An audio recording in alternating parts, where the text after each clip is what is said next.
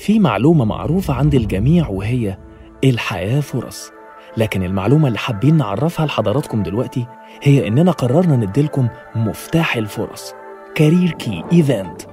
بإيديك تفتح باب مستقبلك الوظيفي زي ما قابلك كتير معانا نجحوا في كده. وقبل ما تفكر تاخد كورس في البيزنس، اعرف كويس الكورس ممكن يضيف إيه لحياتك.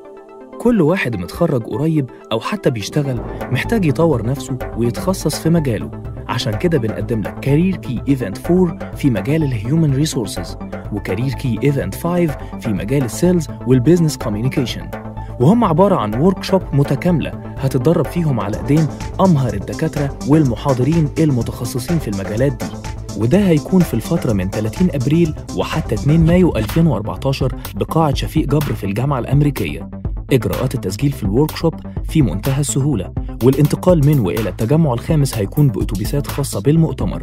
ولمزيد من المعلومات يمكنكم التواصل على الأرقام أو زيارة صفحتنا على الفيسبوك كارير كي إيفنت. مفيش حاجة ممكن تتعب عشانها أهم من مستقبلك. ما تبصش على فاتك، 3 أيام هيفرقوا في حياتك.